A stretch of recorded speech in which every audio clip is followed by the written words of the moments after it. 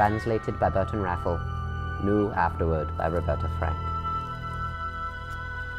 Hear me, we've heard of Danish heroes, ancient kings, and the glory they cut for themselves, swinging mighty swords.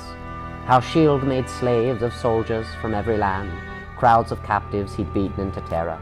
He'd travelled to Denmark alone, an abandoned child, but changed his own fate, lived to be rich and much honoured. He ruled lands on all sides. Wherever the sea would take them, his soldiers sailed, returned with tribute and obedience. There was a brave king, and he gave them more than his glory, conceived a son for the Danes, a new leader, allowed them by the grace of God. They had lived, before his coming, kingless and miserable. Now the Lord of all life, ruler of glory, blessed them with a prince, Beowulf, whose power and fame soon spread through the world. Shield's strong son, who was the glory of Denmark, his father's warriors were wound round his heart with golden rings, bound to their prince by his father's treasure. So young men build their future, wisely open-handed in peace, protected in war, so warriors earn their fame, and wealth to shape the sword. When his time was come, the old king died, still strong, but called to the Lord's hands. His comrades carried him down to the shore, bore him as their leader, and asked for their lord and companion, while words could move on his tongue. Shield's reign had been long, he ruled them well. There in the harbour was a ring-proud fighting ship, its timbers icy, waiting.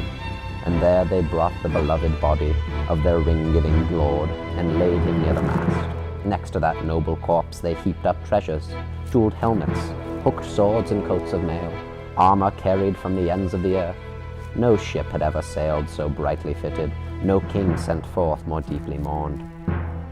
Forced to set him adrift, floating as far as the tide may run, they refused to give him less from their hoards of gold than whose shipped him away, an orphan and a beggar, to cross the waves alone. High up over his head they flew, his shining banner, then sadly let the water pool at the ship, watched it slowly sliding to where neither rulers nor heroes nor anyone can say whose hands opened to take that motionless cargo.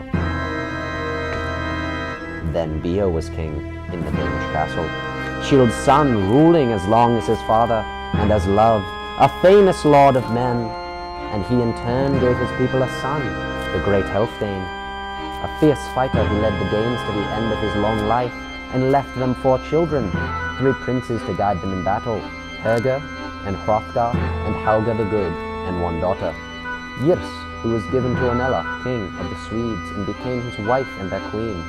Then Hrothgar, taking the throne, led the Danes to such glory that comrades and kinsmen swore by his sword, and young men swelled his armies, and he thought of greatness and resolved to build a hall that would hold his mighty band and reach higher toward heaven than anything that had ever been known to the sons of men. And in that hall he'd divide the spoils of their victories to old and young and what they'd earned in battle, but leaving the common pastures untouched and taking no lives. The work was ordered, the timbers tied and shaped by the host that Hrothgar ruled. It was quickly ready, the most beautiful of dwellings, built as he'd wanted, and then he whose word was obeyed all over the earth named it Herot. His boast came true, he commanded a banquet, opened out his treasure-full hands. That towering place, gabled and huge, stood waiting for time to pass, for war to begin, for flames to leap as high as the feud that would light them, and for Herot to burn. A powerful monster, living down in the darkness, growled in pain, impatient as day after day the music rang loud in that hall, the harp's rejoicing call and the poet's clear songs, sung of the ancient beginnings of us all, recalling the almighty making of the earth, shaping these beautiful plains marked off by oceans, then proudly setting the sun and moon to glow across the land and light it. The corners of the earth were made lovely with trees, and leaves made quick with life, with each of the nations who now move on its face. And then, as now warriors sang of their pleasure, so Hrothgar's men lived happy in this hall, till the monster stirred. That demon, that fiend, Grendel, who haunted the moors, the wild marshes, and made his home in a hell, not hell but earth. He was spawned in that slime, conceived by a pair of those monsters who born of Cain, murderous creatures banished by God, punished forever for the crime of Abel's death. The Almighty drove those demons out, and their exile was bitter. Shut away from men, they split into 1,000 forms of evil, spirits and fiends, goblins, monsters, giants, a brood forever opposing the Lord's will, and again defeated. Then, when darkness had dropped, Grendel went up to Heorot, wondering what the warriors would do in that hall when their drinking was done. He found them sprawled in sleep, suspecting nothing, their dreams undisturbed. The monster's thoughts were as quick as his greed or his claws. He slipped through the door, and there in the silence snatched up 30 men, smashed them unknowing in their beds, and ran out with their bodies, the blood dripping behind him back to his lair, delighted with his night's slaughter. At daybreak, with the sun's first light, they saw how well he had worked, and in that grey morning broke their long feast with tears and laments for the dead. Hrothgar their lord sat joyless in Heorot, a mighty prince mourning the fate of his lost friends and companions, knowing by its tracks that some demon had torn his followers apart. He wept, fearing the beginning might not be the end, and that night Grendel came again, so set on murder that no crime could ever be enough, no savage assault quench his lust for evil. Then each warrior tried to escape him, searched for rest in different beds, as far from Heorot as they could find. Seeing how Grendel hunted when they slept, distance was safety. The only survivors were those who fled him. Hate had triumphed, so Grendel ruled, fought with the righteous, one against many and won. So Heorot stood empty and stayed deserted for years. 12 winters of grief for Hrothgar, king of the Danes. Sorrow heaped at his door by Helge-forged hands. His misery leaped the seas, was told and sung in all men's ears. How Grendel's hatred began, how the monster relished his savage war on the Danes, keeping the bloody feud alive, seeking no peace, offering no truce, accepting no settlement, no price in gold or land, and paying the living for one crime only with another. No one waited for reparation from his plundering claws.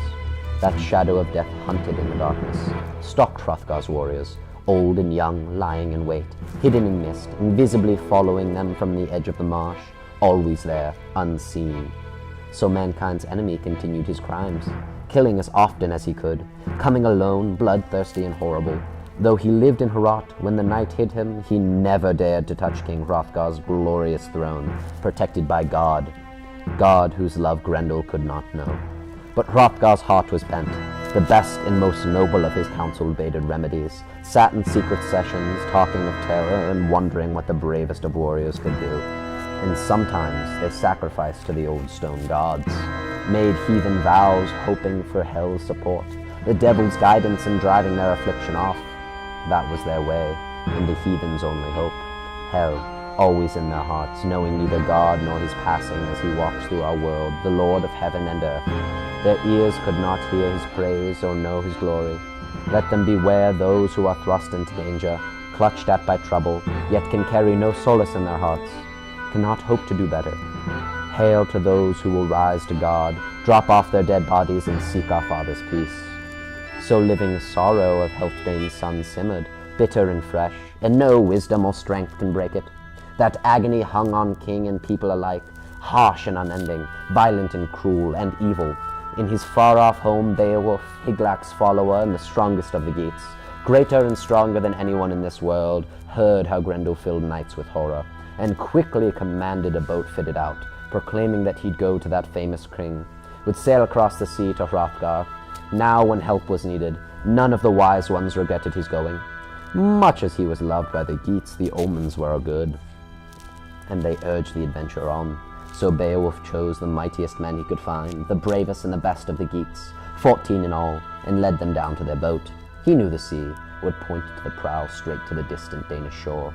Then they sailed, set their ship out on the waves under the cliffs. Ready for what came, they wound through the currents, the seas beating at the sand, and were borne in lap of their shining ship, lined with gleaming armor, going safely in that oak-hard boat to where their hearts took them. The wind hurried over the waves. The ship foamed through the sea like a bird until, in time, they had known it would take. Standing in the round-curled prow, they could see sparkling hills high and green. Jutting up over the shore and rejoicing in those rock-steep cliffs, they quietly ended their voyage. Jumping to the ground, the Geats pushed their boat to the sand and tied it in place, mail shorts and armor rattling as they swiftly moored their ship. And then they gave thanks to God for their easy crossing. High on a wall, a Danish watcher patrolling along the cliff saw the travelers crossing to the shore, their shields raised and shining. He came riding down Hrothgar's lieutenant, spurring his horse, needing to know why they'd landed. These men in armor, shaking their heavy spear in their faces, he spoke. "Whose soldiers are you? You who've been carried in your deep-kneeled ship across the sea road to this country of mine. Listen! I've stood on the cliffs longer than you know, keeping our coast free of pirates, raiders sneaking ashore from their ships, seeking our lives and our gold. None have ever come more openly, and yet you've offered no password, no sign from my prince, no permission from my people for your landing.